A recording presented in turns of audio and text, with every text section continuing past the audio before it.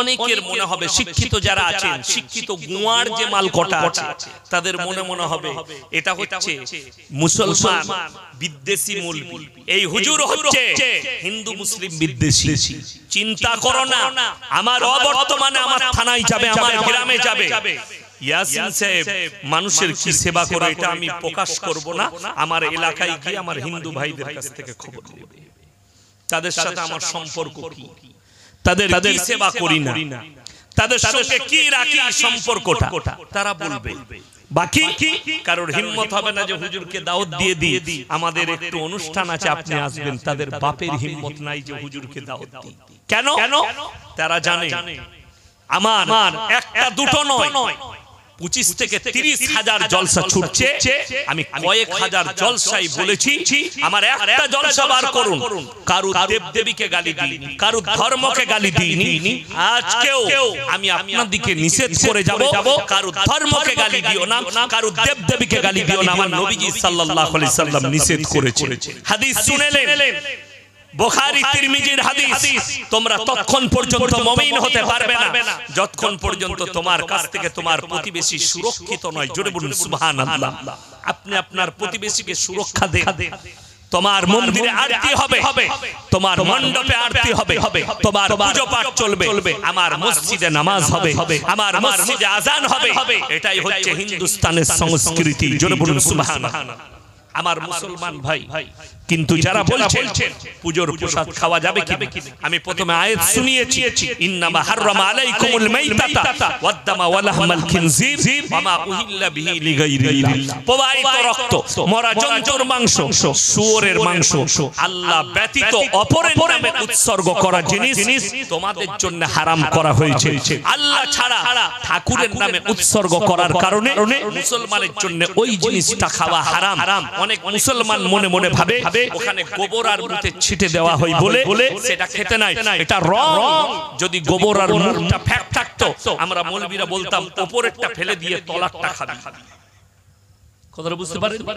কিন্তু এটা ফ্যাক্ট নয়, আসল ফ্যাক্ট হচ্ছে আল্লাহ ব্যতীত অপরের নামে উৎসর্গ করার কারণে তোমাদের জন্য হারাম করা হয়েছে। আপনি আরো একটু আগে চলুন, আপনাকে বুঝাই।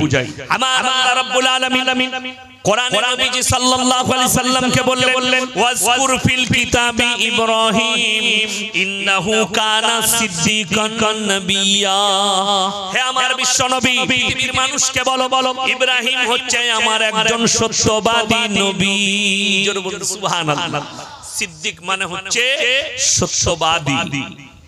হে আমার নবী, পৃথিবীর মানুষকে বলো তিনি তিনার আব্বাজানকে দাওয়াত দিচ্ছেন। ইব্রাহিম নবীর বাপের তিনটে কাজ ছিল, কটা বললাম? কথা বলেন কটা? তিনটে। এক হচ্ছে মূর্তি তৈরি করা, মূর্তি পূজা করা, মূর্তি বিক্রি করা।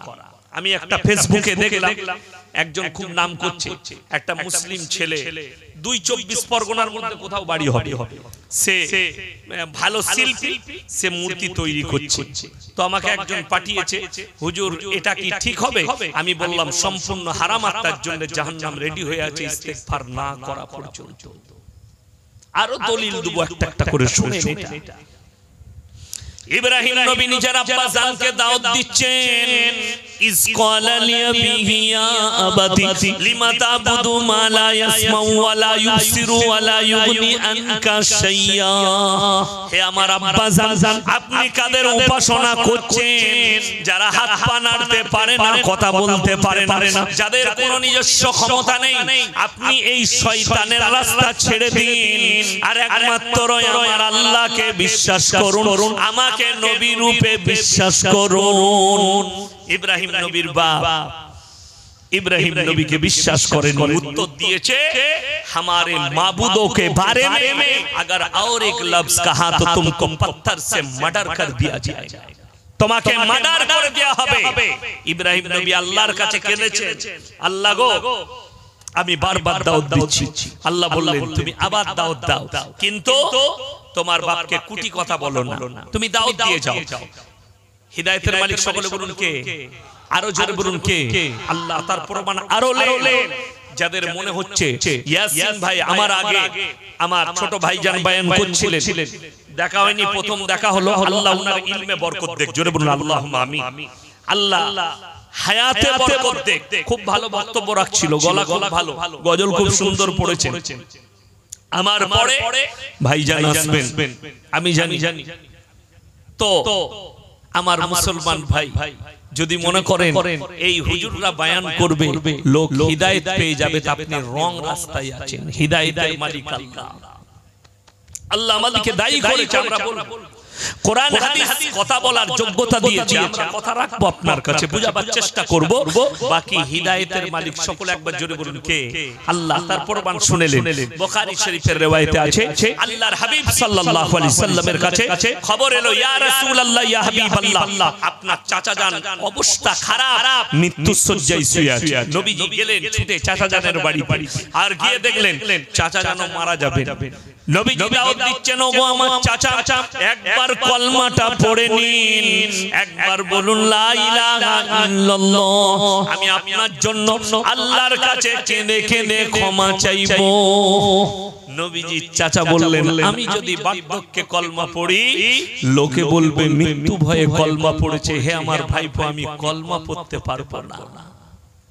হায় হায় হায় হায়। নবীজি চাচা কলমা পড়লেন না, মৃত্যুবরণ করলেন, দুনিয়া থেকে বিদায় নিলেন, চলে গেলেন। আল্লাহ পাঠালেন নবীজির কাছে কি?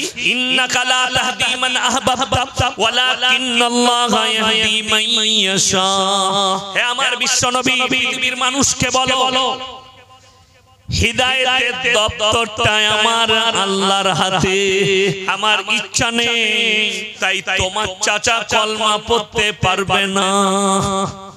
নবীজি নিজের চাচাকে কলমা পড়াতে পারলেন না, আর আপনি বলছেন বর্ধমান থেকে ইয়াসিন হুজুরকে দাওয়াত দিয়েছি, জান্নাতে চলে যাব, তুমিও কেলানি খাবে আর আমিও মার খাবো। দিহাই আগে চলো, এরপরে চলো। নবীজি আল্লাহকে বললেন, ওগো আল্লাহ, তুমি আমাকে যতদিন না নিষেধ করছো আমি আমার চাচার জন্য তোমার কাছে কেঁদে কেঁদে ক্ষমা চাইবো। আল্লাহর নবী কাঁদতে লাগলেন, কার জন্য? নিজের চাচার জন্য। এরপরে আল্লাহ কোরআন পাঠালেন, আল্লাহ নিষেধ করছেন, মা কানা লিন নাবিয়্যি ওয়াল্লাযীনা আমানু আন ইস্তাগফিরু লিল মুশরিকিন ওয়ালাউ কানু লি কুরবা। হে আমার নবী এবং মুমিনরা শোনো, আল্লাহ এখানে শুধু নবীকে নসিহত করেননি, নবী এবং মুমিনদের জন্য উপদেশ। তোমরা শুনে নাও, যারা মুশরিক হয়ে মারা গেছে তাদের জন্য দোয়া করো না, যদিও তারা তোমাদের নিকটতম আত্মীয় হয়। নবীজির হাত নেমে গেল, চোখের পানি বন্ধ হলো। নবীজিকে আল্লাহ নিষেধ করলেন, হাত নামাও। যে নবীর দুশমন, যে আল্লাহর দুশমন, যে মুশরিক হয়ে মারা গেছে, সেই চাচার জন্য তুমি দোয়া করতে পাবে না যদিও তোমার আত্মীয় হয়। নবীকে নিষেধ করা হলো, মুমিনকে নিষেধ করা হলো। আর আপনি বলছেন আমার বেটা, আমি তো মুসলমান, আমার বেটা নাস্তিক হয়ে মারা গেছে, তো কি হয়েছে? যদি শুনেলেন সমাজের বুকে যদি কেউ বাস করে, সে যদি নাস্তিক থাকে, তার বাপ যদি মুমিন হয়, তার মা যদি মুমিনা হয়, আর সে যদি নাস্তিক হয়, আল্লাহ বিরোধী হয়, নবী বিরোধী হয়, কোরআন বিরোধী হয়, সে যদি মারা যায়, যদি প্রকাশ পায়, তার জানাজার নামাজ জেনে শুনে যে পড়বে তার বাপ হলেও পাপী, ইমাম হলেও পাপী, সমাজের লোক হলেও, মুমিনরা হলেও পাপী। যদি বুঝতে পারেন, যদি প্রকাশ পেয়ে যায় এই ছেলেটা আল্লাহ বিরোধী নাস্তিক, যদি বলেন হুজুর কি করব? কুকুরকে খাইয়ে দাও, নদীতে ফেলে দাও, কিন্তু তার দাফন কাফন করা যাবে না। জানাজার নামাজ আর দাফন কাফন মুমিনদের জন্য, বেঈমান কাফেরের জন্য নয়। জোরে বলুন সুবহানাল্লাহ। ঈমানদারের জন্য দাফন কাফন। জানাজার নামাজ যেটা হয়, এটা নামাজ না, নামাজের সূরতে দোয়া। কথা বলে নামাজের সূরতে মাইয়াতের মাগফিরাতের দোয়া। দোয়া পড়ি না, দোয়া কি বলবো? 100টা লোক জানাজা পড়লে 80 জন পড়ে না, খালি মুখ লাগে মিচি মিচি, দোয়াই জানে না পড়বে। যাই হোক, যেটাই করেন মুমিনদের জন্য হয় দোয়া। কাফের মুশরিক হয়ে মারা গেছে, যদি বলেন হুজুর তাহলে কি আমরা দোয়া করতে পাবো না? অবশ্যই মুশরিকের জন্য দোয়া করবেন। কি দোয়া? তারা দুনিয়াতে বেঁচে থাকলে দোয়া করবেন, আল্লাহ তুমি হিদায়াত লিখলে এদের তাকদীরে, আল্লাহ তুমি এদিকে হিদায়াত দাও। আমিও দোয়া করি সালমান শাহরুখের জন্য, তোমার মতো দোয়া নয়। এখনকার যুবকরা দোয়া করে, আল্লাহ তুমি শাহরুখের ফিল্মকে হিট করে দাও। হ্যাঁ, কোথা থেকে পেলি? ও তো হুজুরের পাশেই বসে না, ও পেয়েছে ওর দিমাগ থেকে, দিমাগের হাদিস থেকে পেয়েছে। আমি আজকে ফেসবুকে দেখছিলাম, কি বুঝলেন, অনেক লোক আমাদের দেশ থেকে ছেলেরা মেয়েরা উমরা করতে যাচ্ছে, যাচ্ছে না যাই উমরাই গিয়ে একটা মেয়ে দেখছি, কি বুঝলেন, বোরকা পরে আছে, মুখটা গোটাই খোলা, মদিনা থেকে ফটো দিচ্ছে। এই দেখুন আমি এই মদিনায় দাঁড়িয়ে আছি, এটা নবীজির মাজার, কি বুঝলেন, আবার গজল পড়ছে।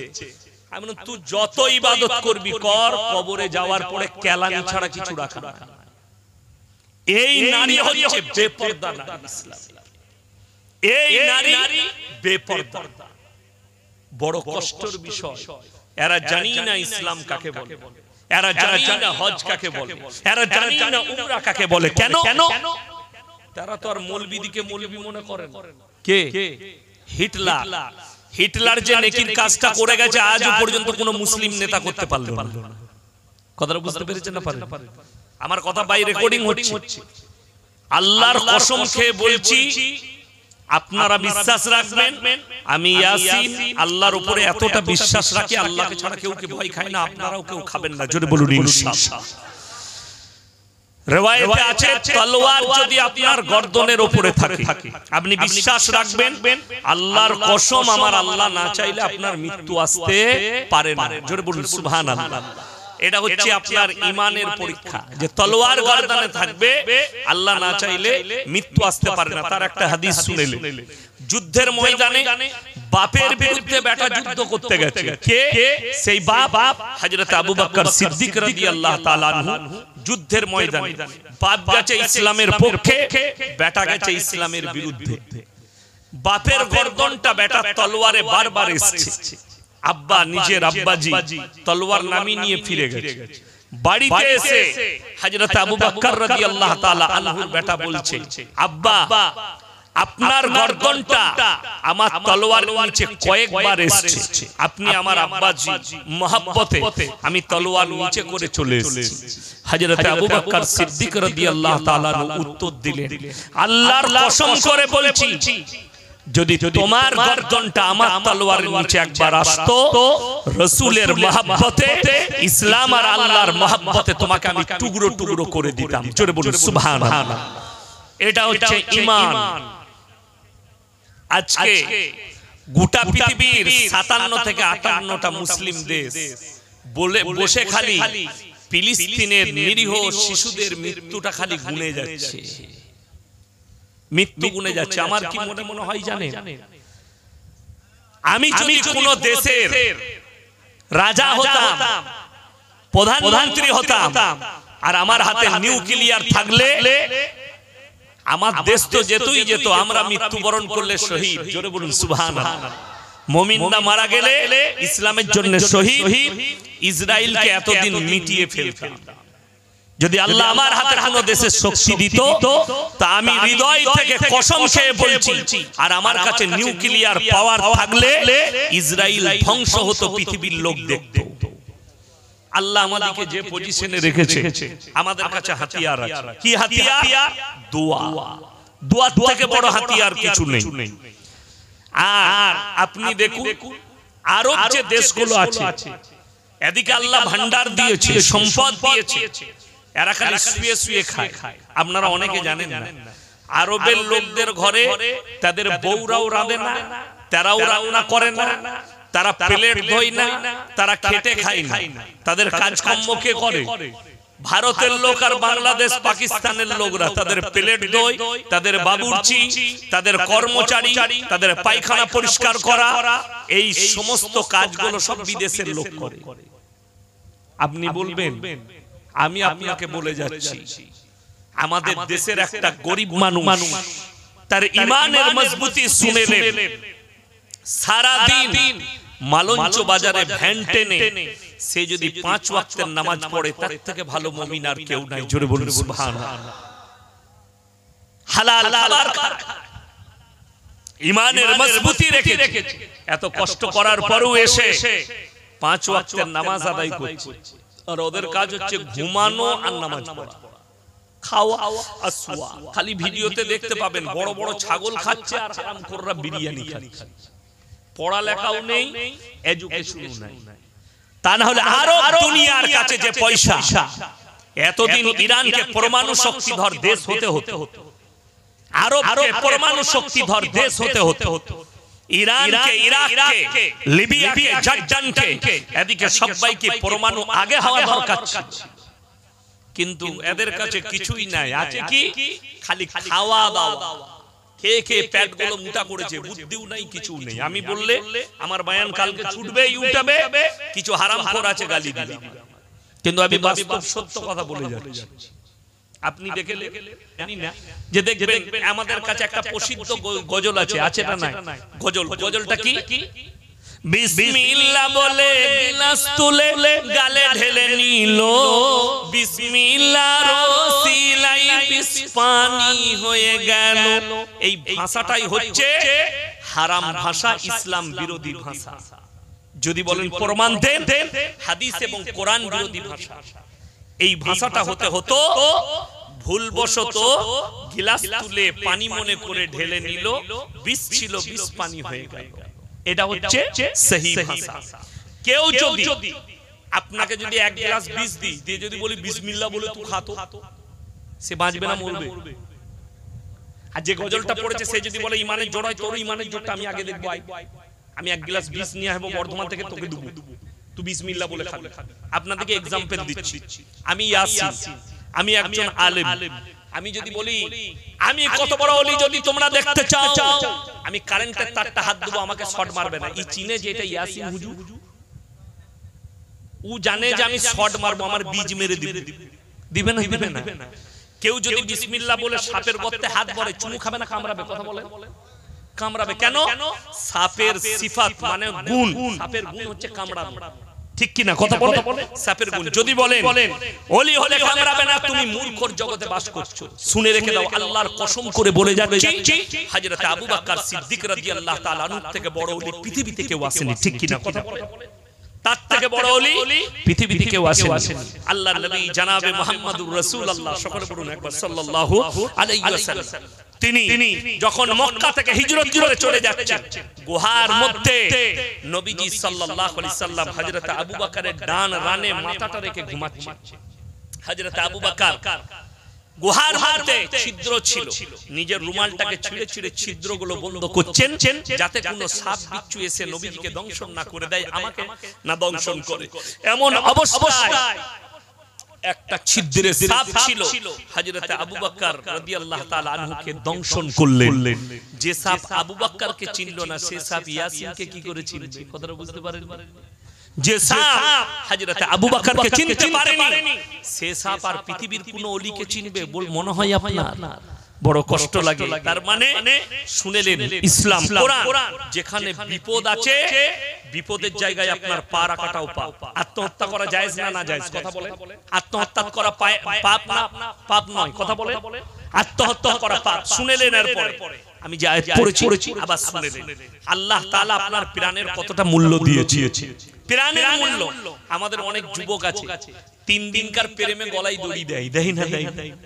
কোন মেয়ে যদি 3 দিন আই লাভ ইউ বলে, 4 দিনের বেলায় বলে তোকে আর ভালোবাসি না, তুমি আত্মহত্যা করবে, নাহলে গলায় দড়ি দিবে, নাহলে লড়ির সামনে পড়বে, আমি আর বাঁচবই না। বড় কষ্টের বিষয়। কোরআনে আছে ফামানি তুররা গায়রা বাগিউ ওয়ালা আদিন ফালা ইসমা আলাইহি। এটা কোরআন। তোমরা যদি ক্ষতিগ্রস্ত হও, বাগিউ মানে ক্ষতিগ্রস্ত, এমন জায়গায় পৌঁছে গেছেন সেখানে আর কোনো খাবার নাই, আপনি মারা যাবেন না খেলে, সেখানে যদি হারাম জিনিস থাকে, শুয়োরের মাংস হোক, কুকুরের মাংস হোক, অন্য প্রাণীর মাংস হোক, সেখানে হারাম জিনিস যদি থাকে, অতটা পর্যন্ত খাওয়া যায় যতটা খেলে তোমার প্রাণ বেঁচে যাবে। জোরে একবার বলুন সুবহানাল্লাহ। ওই জন্য ইসলামে জেনে শুনে বিষ পান করা যাবে না, কারেন্টে হাত দেওয়া যাবে না, বিপদের সামনে পা বাড়ানো যাবে না, সাবধান হতে হবে। আচ্ছা বলুন, লকডাউনের সময় ঘরে নামাজ পড়েছেন না মসজিদে? কথা বলে। আরে মসজিদে তোমার গ্রামে পড়েছো, শহর টাউন গুলো হয়েছে? হয়নি। সব বাড়িতে নামাজ পড়ো। আপনারা বলুন, ফতোয়া নেন, বাড়িতে নামাজ পড়লে নামাজ হবে না? হবে না? সকলের নামাজ হয়েছে, বিল্ডিং এ জুম্মা হয়েছে, ঠিক কি না? কথা বলো। বিল্ডিং, আমি রমজান মাসে বাড়িতে তারাবি পড়েছি, আমরা একসাথে পড়তাম, বাপ বেটা ভাই এক জায়গায় তারাবি পড়তাম, ঘরে ঘরে তারাবি পড়েছি। নামাজ হবে না? হবে না? নামাজ হয়েছে। বিপদের জায়গায় যেখানে সংকেত থাকবে নবীজি সাল্লাল্লাহু আলাইহি সাল্লাম এবং আমার আল্লাহর নিষেধ, যেখানে জানের হানি থাকবে সেখান থেকে নিজেদিকে দূরে রাখো। জোরে বলুন সুবহানাল্লাহ। এটার নাম ইসলাম। তাই মুসাল্লা বিছিয়ে আগুনের উপরে নামাজ পড়াটা ওলিদের নিদর্শন নয়। আপনাকে যেমন বলে দিই,